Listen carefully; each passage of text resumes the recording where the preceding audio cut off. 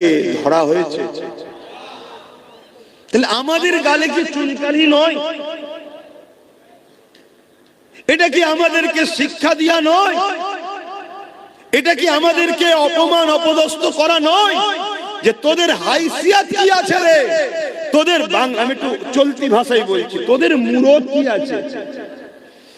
তোদের রসুলের উপরে আঘাত দেব, তোদের আল্লাহর উপরে আঘাত দেব, তোদের কোরআনের উপরে আঘাত দেব, তোদের দিনে নাকি রেপ করাটা ভালো কাজ বলবো, তোদের মুরত নেই, আমাদেরকে কিছু করতে পারবি কেন? তোরা হলি ভিখারি, তোদেরকে 500 টাকায় কিনা গোলাম তোরা আমাদের। এটাই বলা হচ্ছে তো নাকি? জাতকে জানতে চাইছি, আপনাদের কি আখিরাতে কল্যাণ হবে মনে হয়? কেন আল্লাহ তো প্রশ্ন করবে কিয়ামতের দিনে, বল জবাব দে যে আমার কোরআন নাকি 5 নম্বর আয়াত হিংসা ছড়িয়েছিল, কেউ বলেছে আমার কোরআন নাকি নাউজুবিল্লাহ মানুষের লেখা, আমার কোরআনের উপরে নাউজুবিল্লাহ এটা ওটা করা দরকার কেউ বলেছিল, বল আমার কোরআনের জন্য কি করলি? তোরা তো দুনিয়ার স্বার্থে কাউকে এক জায়গায় পৌঁছাবার জন্য তোরা মারপিট করেছিস, খুন করেছিস, যেটা আমার নিষেধ সব করলি, কিন্তু কোরআনের দুশমনরা যাদের শাস্তি পায় তার জন্য তোরা কি করেছিস বল? কি প্রশ্ন করা কি আল্লাহ পাক করবে না করবে না মনে হচ্ছে? তাহলে কি জবাব দেবে? ওয়াজ অনেক হয়েছে ভাই, ওয়াজ করে করে করে করে মানুষের সমাজের হালচাল দেখে আমার এই বয়সেই শখ মিটে যাচ্ছে যে আর ওয়াজ করতে ভালো লাগছে না। কি হবে ওয়াজ করি? যদি টাকা ইনকাম করার শখ থাকে, জলসা করার কোনো প্রয়োজন নেই। বিজনেস করলে অনেক টাকা, আদানি আম্বানি রিলায়েন্স টাটা এরা কেউ জলসা করে বড় লোক হয়নি, সব বিজনেস করেই হয়েছে। ওজন জলসা করে আমরা আমাদের বাপ চাচাদের ঘরে তো দেখছি যা হাল, জলসা করে করে আমার বাপ চাচাদের ঘরে তো দেখে আসছি তাদের হাল কি। রিসেন্ট এই 2-5-10 বছর হয়তো একটুখানি মানুষের মধ্যে একটা জিনিস হয়েছে, না হুজুরদের একটু মূল্যায়ন করা দরকার, আলেমদের মূল্যায়ন করা দরকার। না হয় আমার তো প্রথম জীবনে দেখা আছে রে বাবা, তবে এইটাও মাফ করবেন, এটাও আব্বাস সিদ্দিকীরই অবদান। এখন তো বিরোধী অনেকে করবে, এটাও আমার অবদান, না হয় সব জানা আছে। তো যাই হোক, সেটাই বলছি। আমার প্রশ্ন আপনাদের কাছে যে আল্লাহ আমাদেরকে তো জিন্দেগি দিল নবীর দিনের পাহারাদার হয়ে, আর রাসূল বললেন এই 3টে রেখে গেলাম মজবুত করে ধরো। আজকে 4.5 কোটি মুসলমান থাকার পরও, আমাদের ভোটে সরকার গড়ার পরও আমাদের দুশ্মন সরকার বলছে সে তারও দুশ্মন, আমার কোরআনের নামে এত বড় মিথ্যাচার করলো, সংবিধানের 25 নম্বর ধারাকেও লঙ্ঘন করলো, এতগুলো কেস হলো, তারপরও তাকে এখনো ধরা হলো না কেন? কোন একটা জায়গায় আমার বলতে ইচ্ছা করছে আমাদেরই গাফলতি নেই তো, যে সরকার এটা জেনে যায় না তো যে মুসলমানগুলোর কাছে, এদের কাছে কোরআন আগে নয়, রাসূল আগে নয়, আল্লাহ আগে নয়, দ্বীন আগে নয়, এদের কাছে আমি যা বলবো তাই, আমি আগে, আমার ভাড়াটিয়া অনেক মোল্লা মৌলভী সাহেব ছাড়া আছে, তাদের মাধ্যমে কিছু কিছু পাঠিয়ে দেবো, আর ঠিক সময় এলে ভয়টা দেখাবো, এগুলো আমাকে ছাড়া বাঁচার উপায় নেই, এমন কিছু ভাবছে না তো? কি গো, একটু আওয়াজ দেন না। এরকম কিছু ভাবার সুযোগ আমরা করে দিইনি তো? আমার কথা বুঝতে পারছেন তো? আমি একটু আগে উঠে পড়েছি, আমি তো আরো আগে উঠতাম। কেন এখন নো এন্ট্রি খুলে দিলে ব্রিজের কাজ হচ্ছে, রাস্তা প্রচুর জাম হয়ে যাচ্ছে, আগে আগেই ছেড়ে দেবো আপনাদেরকে, খাওয়া দাওয়া আগে আগেই হয়ে যাবে, চিন্তার কোনো কারণ নেই। আমার বোঝার উদ্দেশ্য এটাই, আল্লাহ তিনি আপনাকেও খাওয়াবে আমাকেও খাওয়াবে। আমি যদি আল্লাহ বিরোধী হই নাউজুবিল্লাহ, তার আগে মরণ দিক আল্লাহ আমিন। আল্লাহ বিরোধীতে করো আল্লাহ খাওয়াবে, খাওয়াটা বড় ফ্যাক্ট নয়। যতদিন দুনিয়ায় হায়াত নিয়ে এসেছেন ততদিন থাকবেন, চলে যাবেন একদিন, এ কোনো বড় বিষয় নয়। আপনি আসেন যে আমি বুঝতে পারছি আপনি যান, আল্লাহ বড় বিষয় হলো, আমার কথা শুনছেন আগে বুঝুন। এই কানে হাত দিয়ে শুধু ঘটনা বলেছে কিছু লাভ না। বড় বিষয় হলো আল্লাহ আমাদেরকে যে জন্য পাঠালেন আমরা সেটা কি করতে পারলাম? কোনটা সত্য কোনটা অন্যায়, কোনটা নাই কোনটা মিথ্যা, এটাকে পার্থক্য করার জন্যই তো আল্লাহ পাক কালামুল্লাহ কোরআনকে পাঠিয়েছে। আজকে সেই কোরআনের উপরে যখন আঘাত হয়ে গেছে, এ যুবকেরা তরুণীরা বাপেরা, তাহলে আমরা কি করে আর দিনের পক্ষে রইলাম? আজকে এতগুলো মুসলমান আমরা দুনিয়া জমিনে কোনো কাউকে জিতাবার জন্য নিজের কওমের ভাইকে মারছি, কাউকে জিতাবার জন্য কারো নামে কেস করছি, কাউকে জিতাবার জন্য কারো ঘরকে পর্যন্ত ভেঙে দিচ্ছে। আমরা মুসলমান একে অপরের বিরুদ্ধে লড়তে লেগেছে দুনিয়ার স্বার্থে, দুনিয়ার কোন দুশ্মনের রসুলের স্বার্থে, দুনিয়ার জমিনে কোন ইসলামের বিরোধী স্বার্থে আজ আমরা এক কাজ করে বেড়াতে লেগেছি। কিন্তু আজকে যখন প্রশ্নের চিহ্ন হয়ে গেছে, কোরআনের বিরুদ্ধে এমন জঘন্যতম কথা বলে দিল কোন এক জালিম, কিন্তু আজকে দিনে যার জন্য আমরা মুসলমান লড়াই করলাম, যার জন্য আমরা মুসলমান আল্লাহ বিরোধী কাজ করলাম, যার জন্য আমরা মুসলমান নিজের কওমের ভাইকে মারলাম, যার জন্য আমরা মুসলমান নিজের কওমের ভাইকে খুন করলাম, যার জন্য আমরা মুসলমান নিজের কওমের ভাইয়ের ঘরকে ভেঙে দিলাম, যার জন্য আমরা মুসলমান নিজের গ্রামের মধ্যে ফিতনা তৈরি করে দিলাম, আজকে দিনে জানতে চাই যার জন্য সব কিছু করেছো সে তোমার কোরআনের জন্য আজকে কি করছে বলো? বলো কি করছে? তাহলে কার পিছনে সময় দাও? তাহলে এ থেকে বোঝা যায় যার জন্য এত কিছু করলে সে নিজেও তোমার কোরআনের পক্ষে নয়। আমি মানার কথা বলছি না, মানে সে নিজেও ভেতর থেকে কোরআনেরই দুশ্মন। আর না হয় এত বড় মিথ্যাচার হলো, এত বড় সংবিধান বিরোধী কথা হলো, সে তো সংবিধানটাকে সামনে রেখেও আইনের আওতায় যেতে পারত, যে সংবিধান বিরোধী কথা হয়েছে কি এইদিকেও তো হাঁটতে পারত। অথচ এই কোরআনের জন্য আল্লাহ রাসূলুল্লাহ কত মার খেয়েছে, এই কোরআনের জন্য আল্লাহ নবী কত অত্যাচারিত হয়েছে, এই কোরআনের জন্য আল্লাহ নবী কত কষ্ট পেয়েছে। এ যুবকেরা তরুণেরা বাপেরা, আল্লাহ নবী যখন তায়েফের জমিনে গিয়ে এই কোরআনের মেসেজকে শোনাবে বলে, কালামুল্লাহকে শোনাবে বলে আল্লাহ নবী যখন তায়েফের জমিনে গেল, তায়েফের মুশরিক জালিম অত্যাচারীরা ছোট্ট ছোট্ট বাচ্চা দিয়াকে তাদের হাতে পাথর তুলে দিয়ে আমার রাসূলুল্লাহর বিরুদ্ধে লেলিয়ে দিল। আমার রাসূলুল্লাহকে দেখে তারা পাথর নিক্ষেপ করতে লাগলো। আমার রাসূলুল্লাহ যেখানে পাথর লাগে আল্লাহ নবীর শরীরের সেই জায়গা ফেটে রক্ত বেরোতে লাগলো। এ উম্মতে মুহাম্মাদি, রাসূলুল্লাহকে প্রেম করা হলো ঈমান, যার দিলে রাসূলুল্লাহর প্রেম নেই তার মধ্যে ঈমান নেই, যার মধ্যে রাসূলুল্লাহর আদব নেই তার মধ্যে ঈমান নাই, ঈমান কোনজার মধ্যে নাই, সে কোনদিন আল্লাহ পাকের জান্নাতে যেতে পারবে না। তাহলে একবার ভেবে দেখো, এই দিনের জন্য রাসূল তায়েফে মার খেয়েছে, এই কোরআনের জন্য রাসূল তায়েফে মার খেয়েছে, এই কালামুল্লাহ প্রচার করতে গিয়ে আল্লাহ নবী তায়েফের জমিনে রক্তাক্ত হয়ে গেছে, এত মার জালিমরা মেরেছে। আল্লাহ নবী অজ্ঞান অচৈতন্য হয়ে তায়েফের জমিনে অজ্ঞানে পড়ে রয়েছে।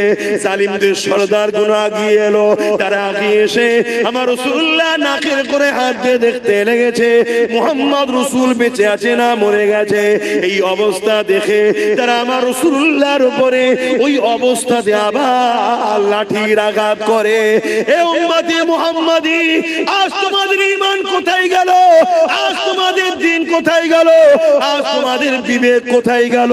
আমার রাসূলুল্লাহর মতো দরদি এই দুনিয়ার জমিনে কেউ আসেনি, আর কেউ আসবে না। আর দুনিয়ায় যে নেতা নেত্রীর জন্য তুমি এত মারপিট করলে, এত কিছু করলে, যে জমি জায়গার জন্য এত কিছু করলে, এখনো তোমার দুনিয়া তো কাজে লাগবে না, আখিরাত তো কোনো কাজে লাগবে না। মনে রেখে দিও, কিয়ামতের দিনে কেউ তোমার পাশে দাঁড়াবে না। তোমার বাপ তোমার হবে না, তোমার মা তোমার হবে না, তোমার দাদা দাদি তোমার হবে না। অথচ যে রাসূলুল্লাহ তোমার আমার জন্য এই দিনের জন্য এত কষ্ট করলো, সেই রাসূলুল্লাহকে ভুলে গেলে কিয়ামতের দিনে একমাত্র যিনি উম্মতের পক্ষে দাঁড়াবে তিনি হলেন মুহাম্মাদুর রাসূলুল্লাহ। আরো জোরে বলুন সুবহান।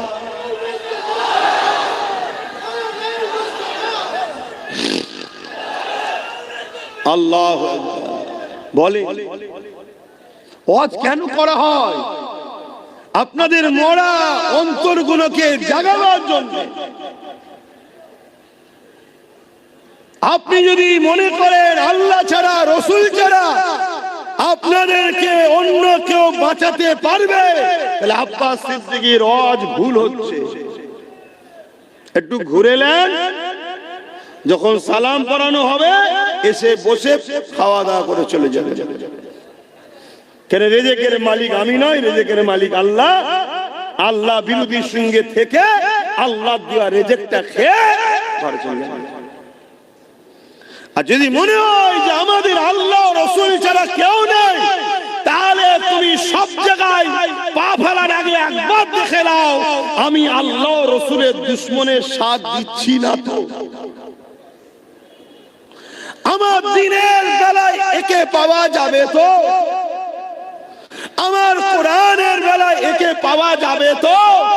সে মানে চাই না মানে তার ব্যাপার, কমসে কম আমার কোরআনের উপরে আঘাত যখন দেবে সেই বাড়ির কর্তা হয়ে যেন বলে, এই তুই ছেলের মধ্যে তুই মানিস না তোর জায়গায়, কিন্তু এ মানে একে আঘাত দিলি কেন, তুই কৈফিয়ত দে।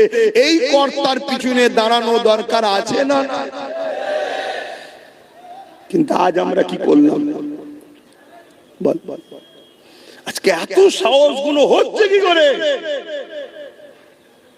দেখছেন না, বলছে যদি আমি ভুল করে থাকি আইনে যান, কেসে যান। কেন? এ জালিম জানে যে মুসলমানরা আইনে গেল, আইনের জায়গা তো এরা অধিকার পাবে না, কারণ আইনের রক্ষক যারা, আইন যারা চালনা করছে তারা আমাদেরই লোক বসে আছে। তাই তো বলছি। কিন্তু এই ভুলটা আমরা করেছি হাকি না। আমরা আমাদের বাচ্চার পাটকে কেটে নিয়ে ইসলামের দুশমনদের পেটকে ভরিয়েছি হাকি না। নিজের পাপকে বুঝতে শেখেন, নিজের ভুলকে বুঝতে শেখেন। আল্লাহ দোহাই দিয়ে বলছি, আমার তো ভয় হচ্ছে এই জালিমদের হাতে মার খাবার আগে আল্লাহ আমাদেরকে মেরে দেবে। স্বাভাবিক। পাকিস্তানের বিরুদ্ধে আমার বর্ডারে কাশ্মীরে লোক লাগানো আছে, 11 লক্ষ কম বেশি সেনা দাঁড় করানো আছে। এরপরেও যদি পাকিস্তান হু করে আমার দেশ দখল করে, ওই 11 লক্ষকে তো মাইনে দিয়ে কোনো লাভ নেই, ওই 11 লক্ষ করে রেখে তো কোনো লাভ নেই। ঠিক না বেটি? ঠিক আমার আল্লাহ পাক তো আমাকে খাওয়াচ্ছে, আমাকে বাঁচিয়ে রেখেছে, উম্মতে মুহাম্মাদি করে নসিব বড় করেছে। খেয়াল করে দেখুন, আল্লাহ কোন গুমুত খাওয়া দলে পাঠাই নাই, আল্লাহ তোমাকে পাঠিয়েছে আমিনার লালের উম্মত করে। জোরে বলুন সুবহানাল্লাহ।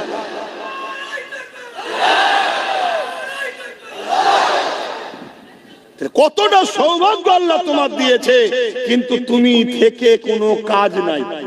উপরন্ত তোমার জন্য আচ্ছা আচ্ছা ভালো ভালো লোক লড়াইয়ের ময়দানে গিয়ে ঠিক সময় গিয়ে পিছু হাঁটতে বাধ্য হয়ে যাচ্ছে। কেন? তোমার আমার মতো মুসলিম সেজে কিছু গুন্ডা, কিছু দালালদের জন্য আজ আমরা বারবার পিছিয়ে যাচ্ছি না, যাই। তাহলে আল্লাহ পাক ছাড় দিয়েছে। আমার তো ভয় হচ্ছে আল্লাহর পক্ষ থেকে মার না এসে যায়, আল্লাহর পক্ষ থেকে শাস্তি না এসে যায় আমাদের উপরে। দেখেন আমার আলোচনা বুঝতে পাচ্ছেন কি জানি না, যদি বোঝেন এখনো সময় আছে। আজ কোরআনের বিরুদ্ধে বলেছে, কাল কোরআন ছিঁড়া হবে, পোড়ানো হবে, বেউজ্জতি করা হবে, আরো অনেক কিছু করা হবে। তুমি কিছুই করতে পারবে না আজ যেমন করতে পারোনি। কেন? তোমার হাতে সেই পাওয়ার নেই যে পাওয়ারে ওরা করছে। আমার আজ বুঝছেন তো নাকি? হ্যাঁ, লোক বলবে এই হুজুরটা ওটা ছাড়া কিছু বোঝেনি। আমি সত্যিই বলি ওটা ছাড়া কিছু বুঝিনি। কেন? ওটা ছাড়া আজকের দিনে আমাদের এক কদম আগানো আজ যাবেও না। পেটের জন্য যদি ওয়াজ করতে এসতাম তাহলে এসব কথা বলে দুশ্মন তৈরি করার কি দরকার ছিল? যে বাবারা বাবারা বাবারা করে চলে যেতাম। দে চ হয়ে গেল কাজ শেষ। এ তো যা হচ্ছে প্রতিটা মোড়ে মোড়ে দুশ্মন তৈরি হচ্ছে। যদি এটার প্রয়োজন না থাকতো তাহলে রাসূলুল্লাহ কেন দোয়া চাইতেন যে আল্লাহ আমাকে আপনি রাজ ক্ষমতাও দেন? মদিনায় গিয়ে নবী রাষ্ট্র কায়েম করলেন, রাষ্ট্র প্রধানও তৈরি হলেন। কেন? কিছু মাথায় ঢুকছে? বোঝো। আর যদি না বোঝো, যেদিন আল্লাহ বুঝাতে শুরু করবে সেদিন কিন্তু আর রেহাই পাবে না। আমাদের আল্লাহ তো রাসূলের ওয়ারিস করেছে, আল উলামা ওয়ারাসাতুল আমবিয়া, রাসূলের ওয়ারিস করেছে আমাদেরকে, তোমাদেরকে দ্বীন বুঝাবার জন্য। চোখের সামনে দ্বীনের মতো সত্য জিনিস দেখতে পাচ্ছি যে পৃথিবীর বুকে সর্বকালের সর্বশ্রেষ্ঠ আসমানি কিতাব কোরআনের মোকাবেলায় আজকের দিনে কোনো কিতাব দাঁড়াতে পারেনি আর পারবে না। আমি কোনো কিতাবকে ছোট করছি না, কিন্তু সত্যটা বলছি।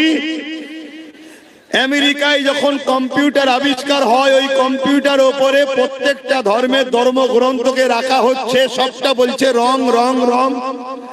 আর কোরআন যখন দেওয়া হয়, গ্রিন লাইট জ্বলে উঠেছে, আগের গুলো লাল লাইট রং, গ্রিন লাইট জ্বলে উঠেছে, অর্থাৎ রাইট। জোরে বলুন সুবহানাল্লাহ।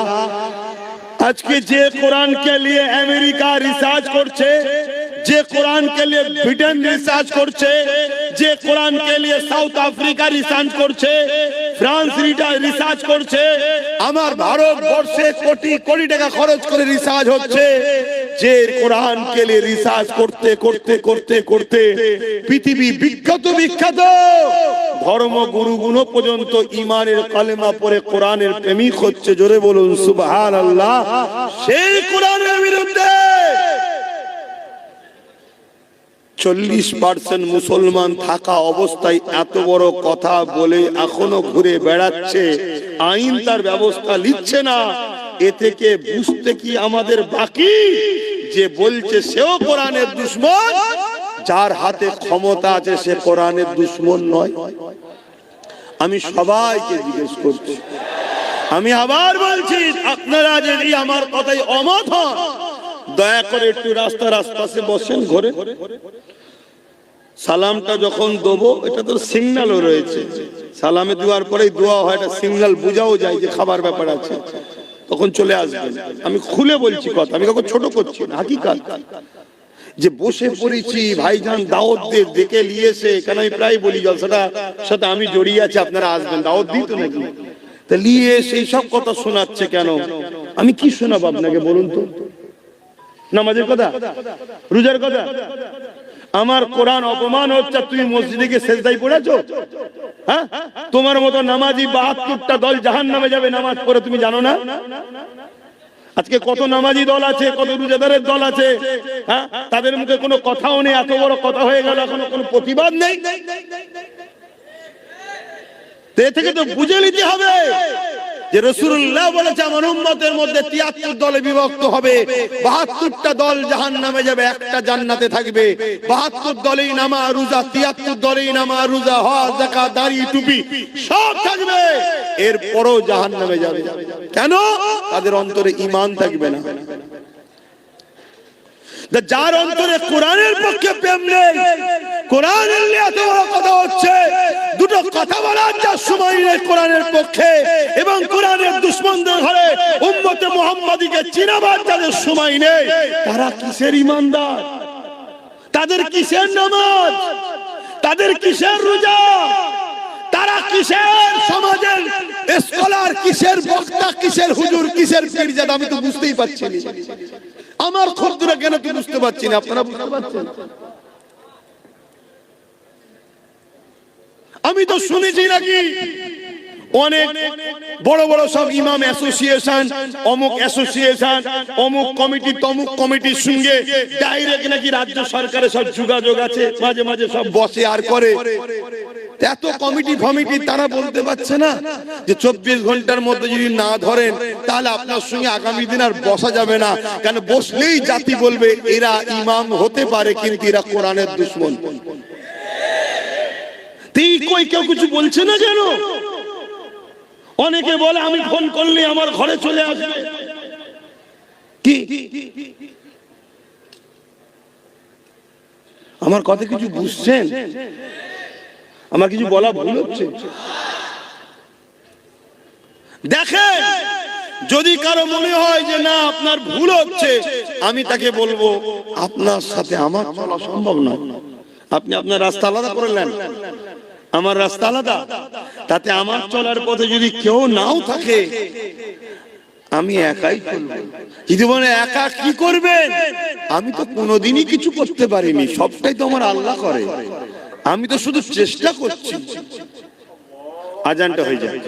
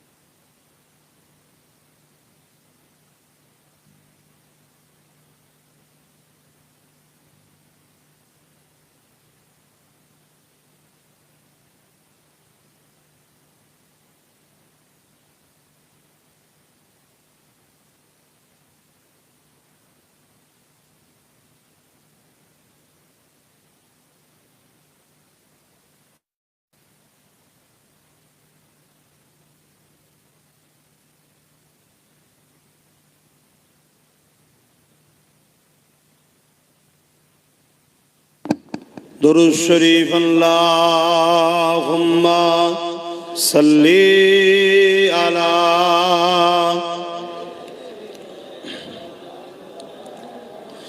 ওয়ালা আলি।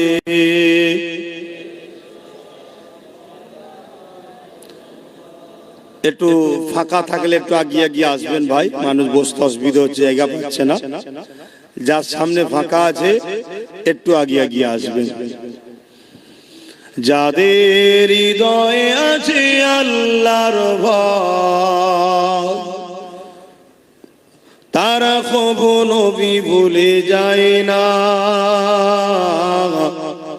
আল্লাহর প্রেম ছাড়াই দুনিয়ায় কারো কাছে কোনো কিছু চাই না। যাদের হৃদয়ে আছে আল্লাহর ভয় তারা কখনো ভুলে যায় না। আল্লাহর প্রেম ছাড়াই দুনিয়ায় কারো কাছে কোনো কিছু চাই না।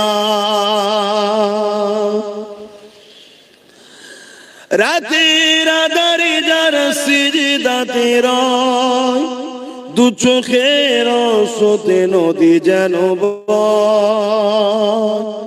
রাতের আধারে যারা সিজদাতে রয় দু চোখের স্রোতে নদী যেন বয়।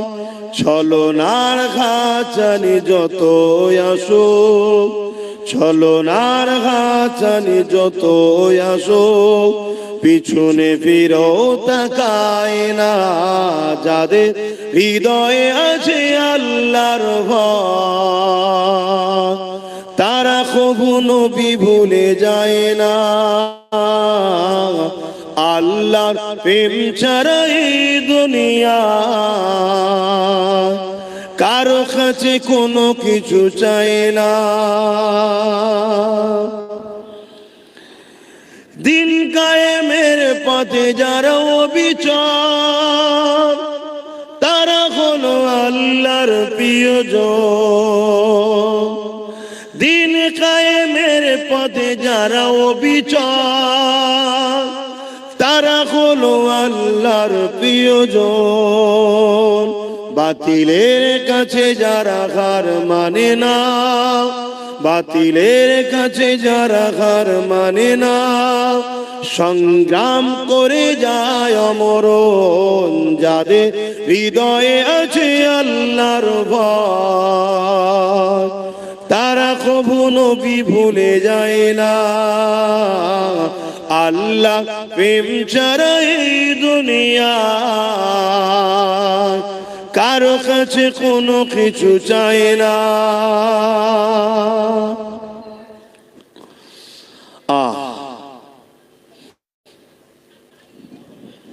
আল্লাহ ছাড়া কারো কাছে কিছু চান নাকি আপনারা? যে কিন্তু আজ মুসলমানের সংখ্যা অনেক হয়ে যাওয়ার পরও আমরা আজকে লাঞ্ছিত অপমানিত হচ্ছি। এর কারণ হচ্ছে আমাদের মধ্যে মুনাফিক গাদ্দার ঢুকে গেছে, যারা আমাদেরকে সংগঠিত এক হতে দেয় না। দ্বিতীয় নম্বর, আমাদেরকে আগালে ভেতরে ঢুকে হয় গুলিয়ে দেয়, নচেত মনোবলকে ভাঙিয়ে দেয়। দেখো, আমার ডিউটি আপনাদেরকে বোঝানো। আমি জানি আমি কোরআনের পক্ষে থাকার জন্য কেন্দ্র সরকার ও রাজ্য সরকার উভয় আমার দুশ্মন হয়েছে। যেমন গত 2-3 দিন আগে কেউ কোরআনের বিরুদ্ধে বলল, তার অনেক আগে রাজ্য সরকারও কোরআনের বিরুদ্ধে বলেছে। বলেছে না বলেন? বলেছে কোরআন শেষ হয়ে যাবে আমার উন্নতি। এটা কি বিরোধী নয়? এটাকে কোরআনকে অপমান করা নয়? এটাকে কোরআনের বিরুদ্ধে কথা নয়? আপনি কোরআন মানেন না, এটা আপনার বিষয়। আমরা জোরও করি না যে আপনি কোরআনকে মানুন, কিন্তু আমি মানি। আপনার যেমন কোন একটা ধর্ম আছে পছন্দ, ওটা আপনার পছন্দ, আমি মানি না। কিন্তু আমি আপনার ভালোবাসাতে আঘাত দিতে পারি না, আর এই শিক্ষাটা আমার কোরআন আমায় দিয়েছে। জোরে বলুন সুবহানাল্লাহ। আপনার ধর্মগ্রন্থ আপনাকে কি শিখিয়েছে আমি জানি না। কেন কোন ব্যক্তি ভুল করলে ধর্মগ্রন্থকেও টানার আমার ধর্ম আমাকে শিক্ষা দেয় না। এজন্যই তো কোরআন শ্রেষ্ঠ। আরে প্রতিটা ধর্মগ্রন্থ সংযোজন সংশোধন সময়ের সাথে সাথে চেঞ্জ হয়েছে, কিন্তু কালামুল্লাহ কোরআন 1500 বছর ধরে চেঞ্জ তো দূরের কথা, জের জবর পেশ নুক্তাকেও কেউ সরাবার ক্ষমতা রাখে না। জোরে বলুন সুবহানাল্লাহ।